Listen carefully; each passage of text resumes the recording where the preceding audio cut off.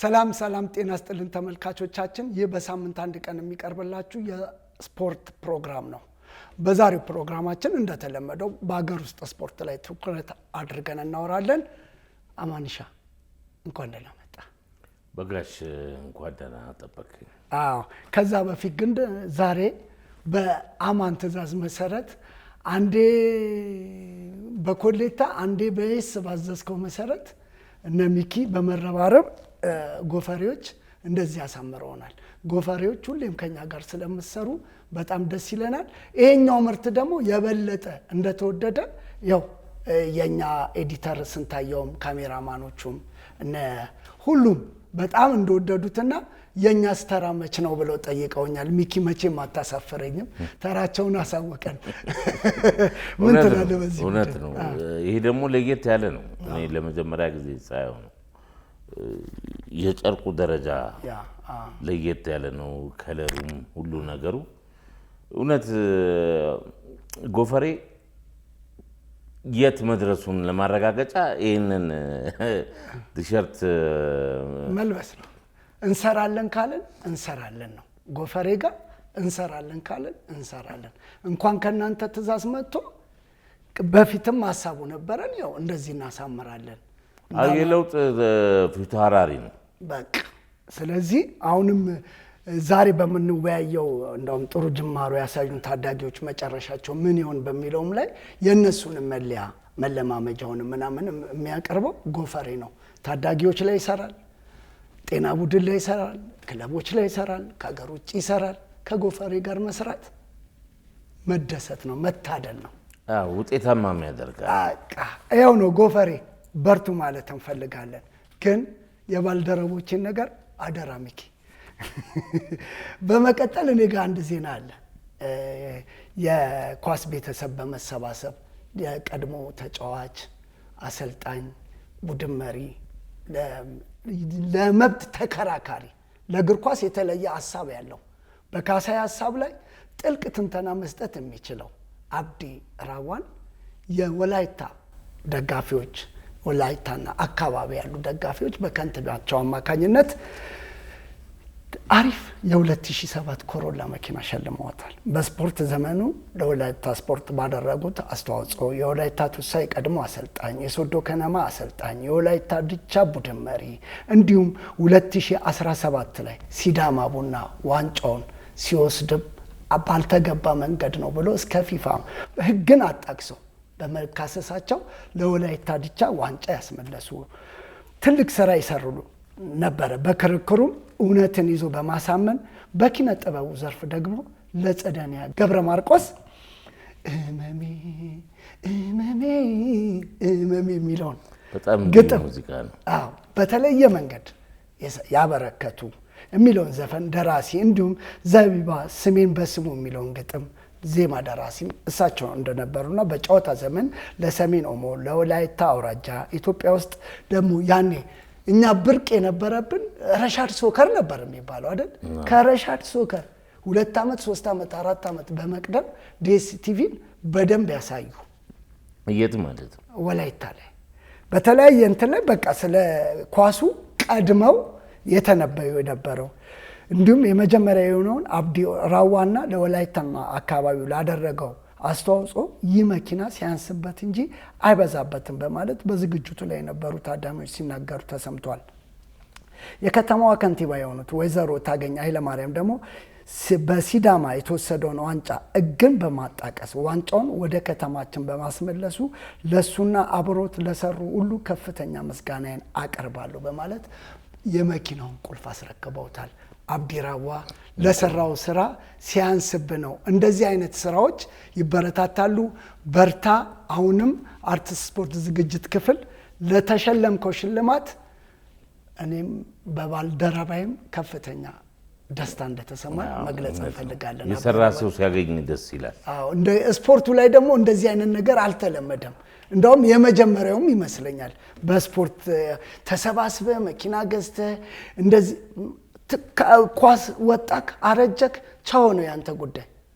ስለዚህ እንደዚህ አይነት ነገር ሁሉም ክልሎች ላይ ለክልሉ እግር ኳስ ማደግ ትልቅ ስራ ለሰሩት ሁሉም እንደዚህ አይነት ማበረቻቻ ቢደረግ ደስተኛ ነኝ ማለት እፈልጋለሁ። እንደውም ምን ነበር መሰለ ከዚህ ቀደም የሚባለው በጋሽ የሀገራችን ስፖርት ውለታ ፈጽሞ አታውቅም። ልክ የአገልግሎት ዘመንን ስትጨርስ በካልቾ ብላ ነበር ታስወጣለች የሚባለው። እንደዚህ ደግሞ ተመስግነ ተከብረ አስፈላጊው ድጋፍ ተደርጎልህ የማበረታቻ ሽልማት ስታገኝ ደግሞ ለተተኪውም በጣም በጣም በጣም ደስ የሚል እንደ ሸንኮራ የወላይታና አካባቢው ሕዝብ እንደ ሸንኮራ መጣው አልጣሉትም። እንደገና ተንከባክበው እንደ አዲስ ወልደውታል። ያንስባል አብዲራዋ ማለት እንፈልጋለን።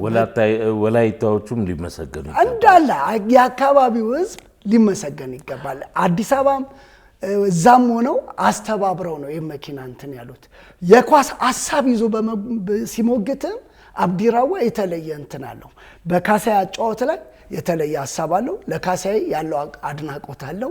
በካሳይ ላይ ደግሞ የሚሰጠው እንትን ደስ ይለኛል። ካሳይን ግን እንደዚህ በደንብም የሚግባቡም አይመስለኝም፣ ግን የካሳይ አድናቂ ነው። ለሚጠለስ ኳስ ግን ቢጠፋ ያገባኝም የሚለው አብዲራዋ እንኳን ደስ አለ። እንግዲህ አሁን ለመወያያ ያዝ ነው ሰሞኑን እንግዲህ በኢትዮጵያ አዘጋጅነት አንደር 17 ውድድር እየተካሄደ ይገኛል በአዲስ አበባ አበበ ቢቂላና በድሬዳዋ። በዚህ ውድድር ላይ የኢትዮጵያ ከ17 ዓመት በታች ቡድን የሚያሳየው እንቅስቃሴ ልዩ ነው። እንግዲህ ጥሩ ጅማሮ ያሳዩን ታዳጊዎች መጨረሻቸው የት ይሆን ነው? እኔ መጨረሻቸው የዓለም ዋንጫን ነው የምጠብቀው። ለምን እድሉ ገጥሞኝ አንድ ጨዋታ 4-1 ያሸነፉበትን ጨዋታ አይቻለሁ የልጆቼን ሰዓት አመቻችቼ እና የልጆቹ ችሎታ የጎል ሲያገቡ እንደገና የጎል ራብተኞች ናቸው። 2-0 እየተመሩ ነው የሚመስሉት። እድሜ ለማሸነፍ ያለውን ፍላጎት መነሳሳትን ያሳያል። አንዳንድ ሰዎች ፎቶ እያጣቀሱ ይሄ አሁን 17 ዓመት በታች ነው ምናምን ይላል። እኔ አሁን ለኤዲተራችን ለስንታየው ፎቶዎች ልኬለታለሁ። አንዳንድ ልጆች እድሜያቸውን ቁመታቸውን ስታይ ይሄ ጄኔሬሽን የተለየ ነው። በጣም ረጃጅሞች ናቸው። አሁን ይህንን ልጅ እድሜ ገምት ብትባል የትዬ ይላል የምትለው ይሄ 19 ምናምን ትላለህ። ሁለት ፎቶ ልኬለታለሁ። እነዚህ ልጆች ብታያቸው እድሜያቸውና ቁመታቸውን ስታይ አረ ይሄ 23 አይደል እንዴ 25 አይደል እንዴ ትላለህ። ግን የአንደኛው ልጅ ፎቶ አሁን ዳር 23 15 ዓመት ይሞላል። የአንደኛው ልጅ ደግሞ ፎቶ አሁን 18ኛው ዓመቱን ይይዛል።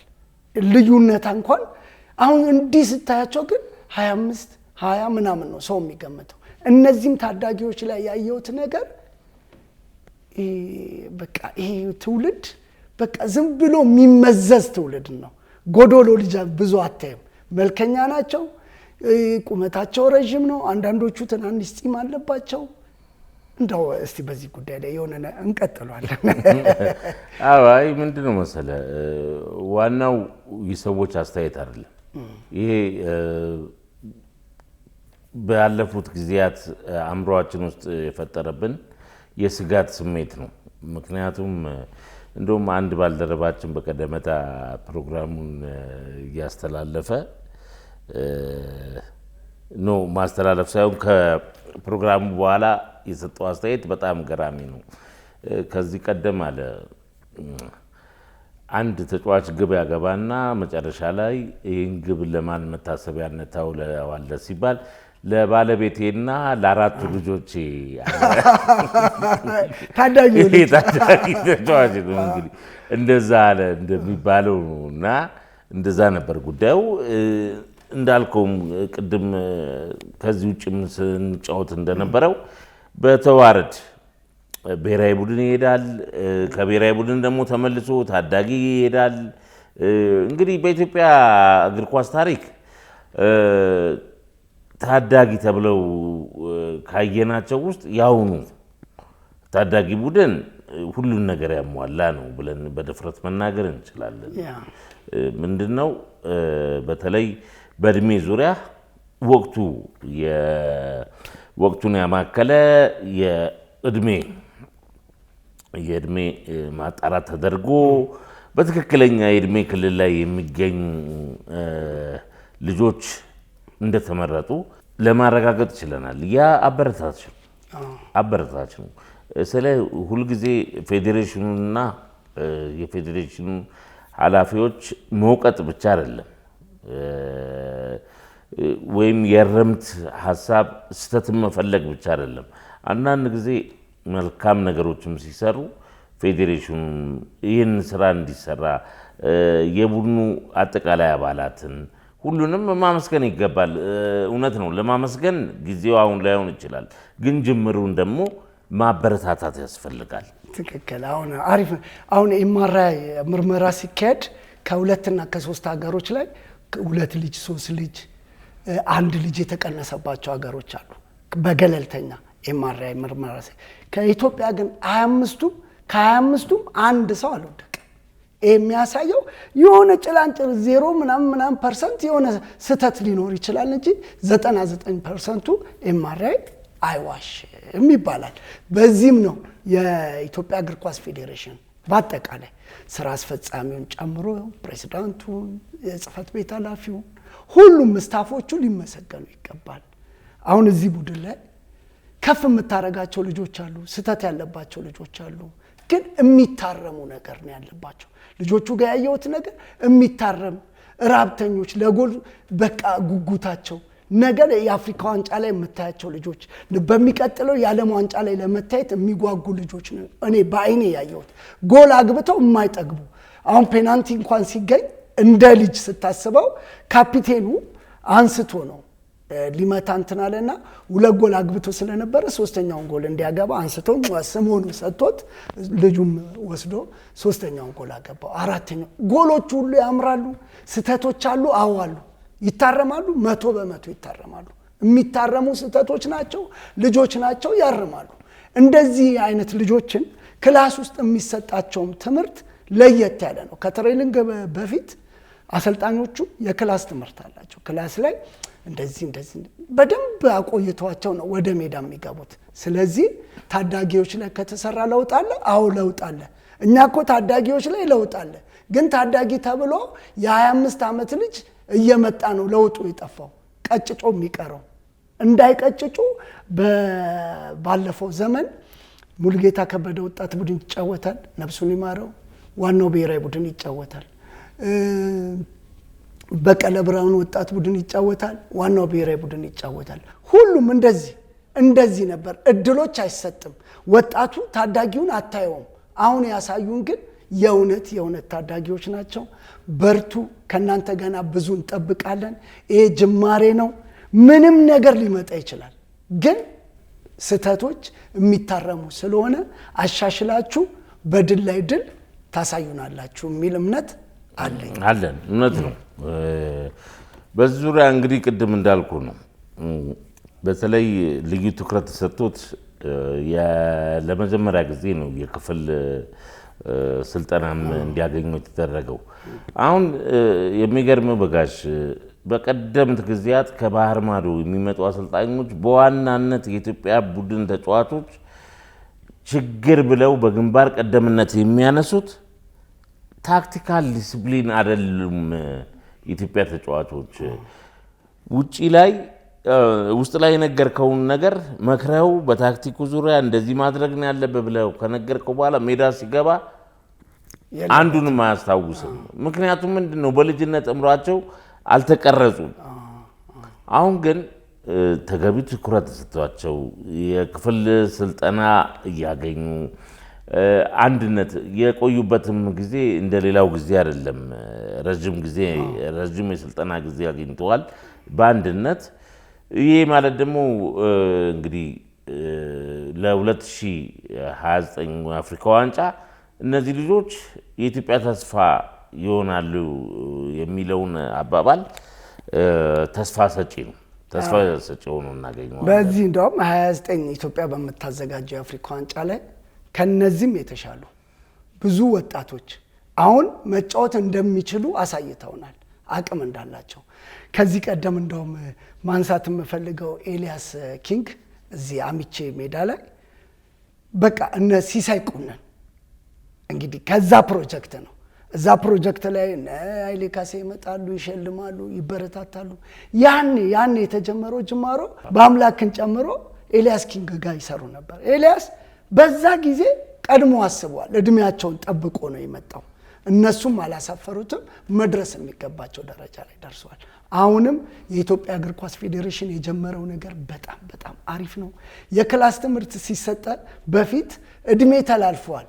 እነዚህ ነጭ ሉክ በላቸው ምንም ነገር ብትለው አንተ መሄድ ያለብህ እንደዚህ ዲያጎናል ኦቨርላፕ አድርገህ ምናምን ብትለው የኳሱን እንቅስቃሴ አይተ ስብስብ ባትልም የተሰጠ ታክቲክና አለ እንደዚህ ነው የምታደርገው ትባላለህ። ነጭ ሉክ ላቸው ይይዛሉ።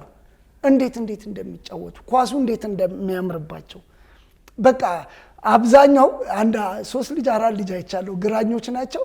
እንዴት ደስ ይላሉ። ሁላችሁም ደስ ትላላችሁ። ለሁላችሁ በአጠቃላይ ለስታፉ ትልቅ ክብር ነው። አርት ስፖርት አይ ለስታፉ እንዳለው ነው።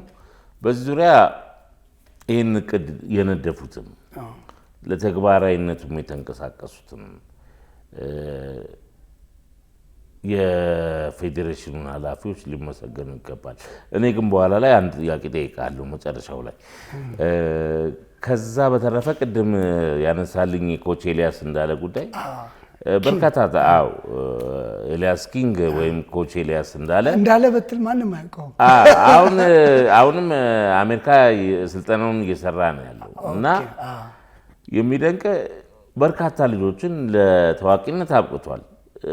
እኔ ግን የሚገርመኝ በዋናነት በአምላክን ኢንተርናሽናል አርቢትር በአምላክ ቀጥታ ለተጫዋችነት ሲመጣ ኖ አንተ አርቢትር መሆን ያለብህ ብሎ ኮርስ እንዲያገኝ አድርጎ ለዚህ ደረጃ ያበቃው እንግዲህ እሱ ነው።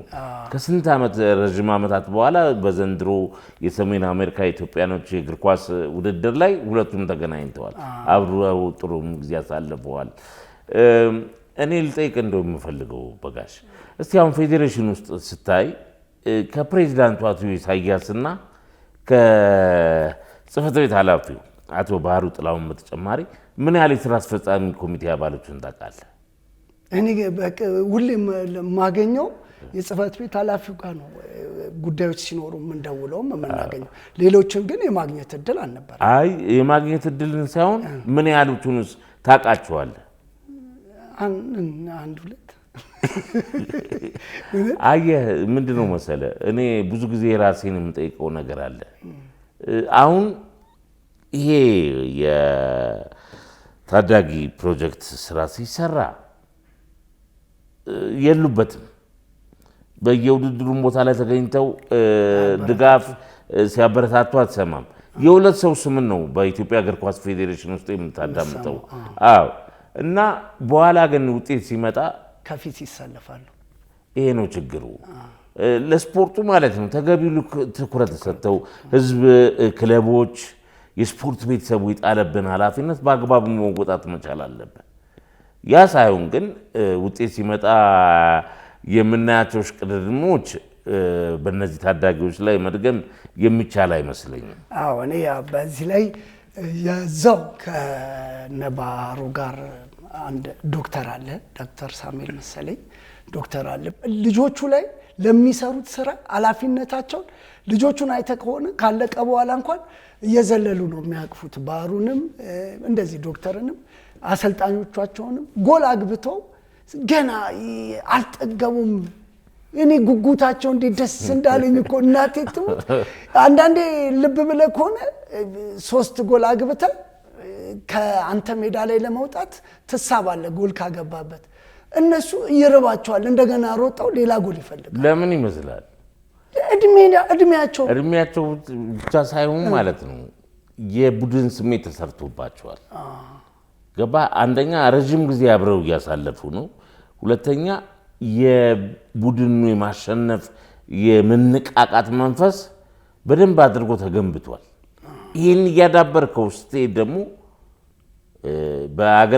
በአህጉር አቀፍ ደረጃ ውጤት አስመዘግባለሁ ብለህ ለ2029 የምትንቀሳቀሰውና እቅድ የነደፍከው ይህን መነሻ አድርገህ ነው። መንግስት በተለይም ደግሞ ክቡር ጠቅላይ ሚኒስትር ዶክተር አብይ አህመድ በዚህ ዙሪያ ልዩ ትኩረት አላቸው ብዬ እጠብቃለሁ። እኔ እነዚህ ልጆች አሁንም የምናገረው በፊት እድሜ ማጭበርበሩ እንዳለ ሆኖ ነው። ለዛ ነው አሁን ግን ለምን 10 ጎል አይገባም በእድሜ ጠብቀን እንመጣለን አሉ። በእድሜያቸው መጡ። ልጆቹም ጥሩ ውጤት አሳዩ። ውጤትም ባይኖር ለ29 ተስፋ ሰንቀናል። ልጆቹ ጋር አሪፍ ነገር አይተናል። የሚያድግ ነገር አይተናል። ስህተቶች አሉ፣ ይታረማሉ።